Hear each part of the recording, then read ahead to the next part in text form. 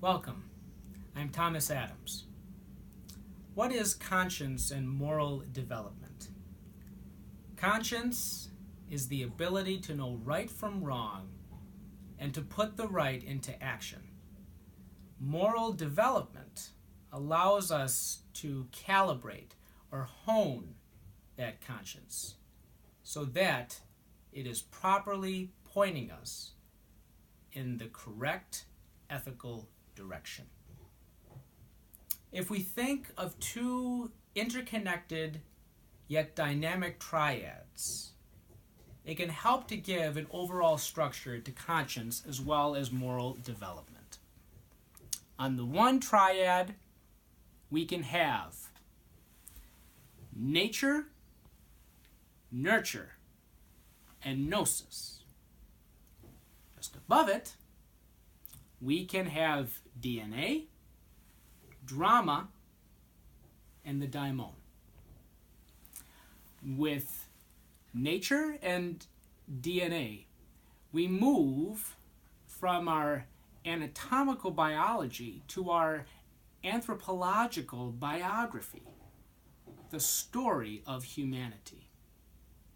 That story also takes us into the drama connected with the nurture. Think of the drama of our lives, where we nurture our roles in the lines that we read and nurture our souls in the lives that we lead. And lastly, the gnosis, connected with the daimon, brings us to Socrates, the figure who allows us the conscience and the moral development for excellence. Socrates and his love of Sophia, of wisdom, and the awareness that the beginnings of wisdom was the awareness of his absence, and the absence that would lead in an ascending way to true knowledge, changed humanity in giving us the conscience and the conscience of the individual and the individual conscience that can change the world. From Socrates, we move to Sophocles. And the stages in moral development can be analogized to the great answer to the riddle of the Sphinx within the play Oedipus. What creature walks on 4 legs in the morning, 2 legs at noon, and 3 legs in the evening? That creature is man. Think of man in his infancy, how close we are to the ground, walking on all 4s. Not in irrational, animalistic notions, but in the beginnings of the human experience. This is who we are at the beginning of our moral development.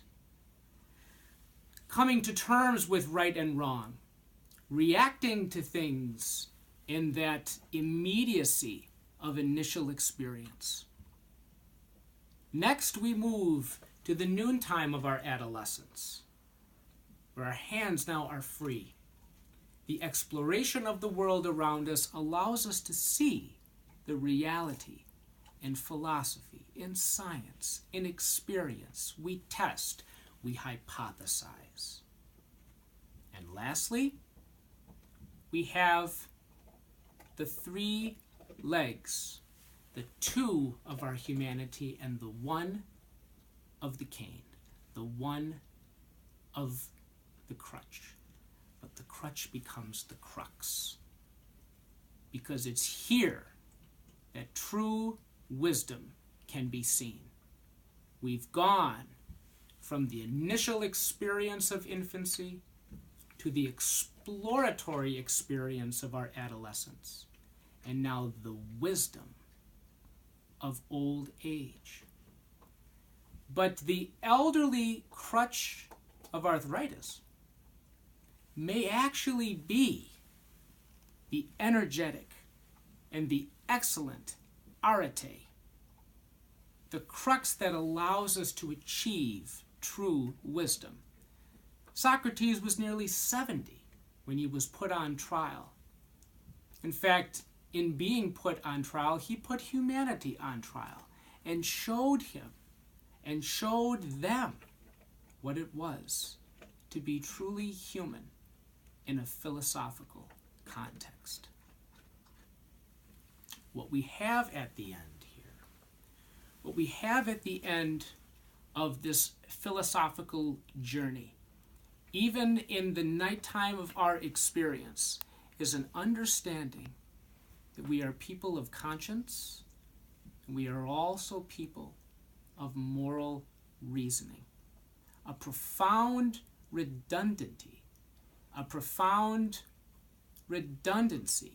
that takes us down a path of exploration, which takes us down a path of education, and ultimately takes us down a path of ethical discovery that will foster a further expanding vision of who we are in the drama of human experience.